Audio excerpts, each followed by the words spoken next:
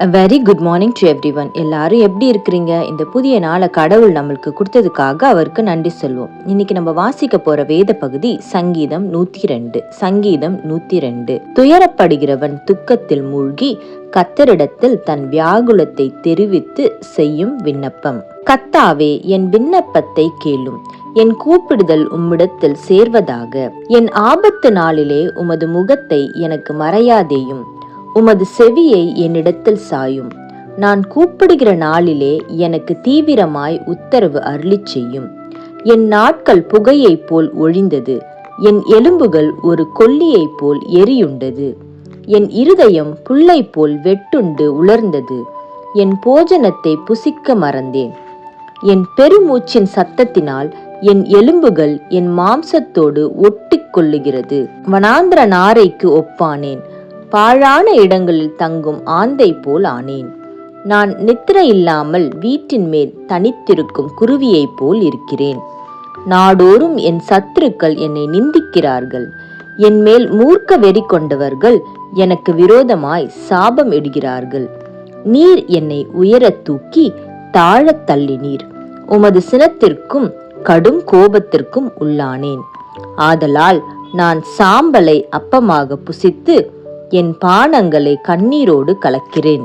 என் நாட்கள் சாய்ந்து போகிற நிழலை போல் இருக்கிறது, புல்லை போல் உலர்ந்து போகிறேன்.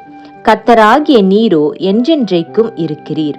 உம்முடைய பேர் பிரஸ்தாபம் தலைமுறை தலைமுறையாக நிற்கும். தேவரீர் எழுந்தருளி சீயோனுக்கு இறங்குவீர். அதற்கு தயை செய்யும் காலமும் அதற்காக குறித்த நேரமும் வந்தது. உம்முடைய ஊழியக்காரர் அதன் கல்லுகள் மேல் வாஞ்சை வைத்து அதன் மண்ணுக்கு பரிதபிக்கிறார்கள். கர்த்தர் சீயோனை கட்டி தமது மகிமையில் வெளிப்படுவார். திக்கற்றவர்களுடைய ஜபத்தை அலட்சியம் பண்ணாமல் அவர்கள் விண்ணப்பத்தை அங்கீகரிப்பார். அப்பொழுது ஜாதிகள் கர்த்தருடைய நாமத்துக்கும் பூமியில் உள்ள ராஜாக்கள் எல்லாரும் உம்முடைய மகிமைக்கும் பயப்படுவார்கள். பின் சந்ததிக்காக இது எழுதப்படும், சிருஷ்டிக்கப்படும் ஜனம் கர்த்தரை துதிக்கும். கர்த்தர் கட்டுண்டவர்களின் பெருமூச்சை கேட்கவும் கொலைக்கு நியமிக்கப்பட்டவர்களை விடுதலையாக்கவும் தம்முடைய உயர்ந்த பரிசுத்த ஸ்தலத்திலிருந்து பார்த்து வானங்களிலிருந்து பூமியின் மேல் கண்ணோக்கமானார். கர்த்தருக்கு ஆராதனை செய்ய ஜனங்களும் ராஜ்யங்களும் ஏகமாய் கூடிக்கொள்ளுகையில் சீயோனில் கர்த்தருடைய நாமத்தையும் எருசலேமில் அவருடைய துதியையும் பிரஸ்தாபப்படுத்துவார்கள். வழியிலே என் பலனை அவர் ஒடுக்கி என் நாட்களை குறுகப் பண்ணினார். அப்பொழுது நான், என் தேவனே, பாதி வயதில் என்னை எடுத்துக்கொள்ளாதேயும், உம்முடைய வருஷங்கள் தலைமுறை தலைமுறையாக இருக்கும். நீர் ஆதியிலே பூமியை அஸ்திபாரப்படுத்தினீர். வானங்கள் உம்முடைய கரத்தின் கிரியையாயிருக்கிறது.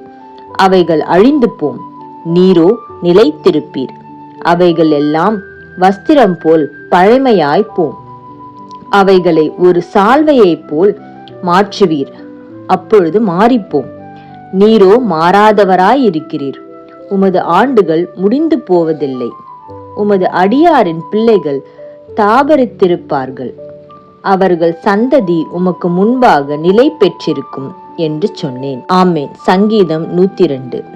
ஜெபம். அன்புள்ள இயேசப்பா, இந்த புதிய காலை வேலையை நீர் எங்களுக்கு கொடுத்தீங்களா இருக்கா, உமக்கு நன்றி செலுத்துகிறோம். இந்த காலை வேலையில் எங்களை முழுமையுமாக உம்முடைய கருத்துக்குள்ளாக நாங்கள் ஒப்பு கொடுக்குறோம். நாங்கள் கைட்டு செய்கிற காரியங்கள், நாங்கள் போகையிலும் வருகையிலும் உடைய பிரசனம் எங்களோடு கூட இருந்து எங்களை வழி நடத்தட்டும், எங்களை பாதுகாக்கட்டும். இயேசுவின் மூலம் ஜெபம் கேட்கிறேன் பிதாவே, ஆமேன்.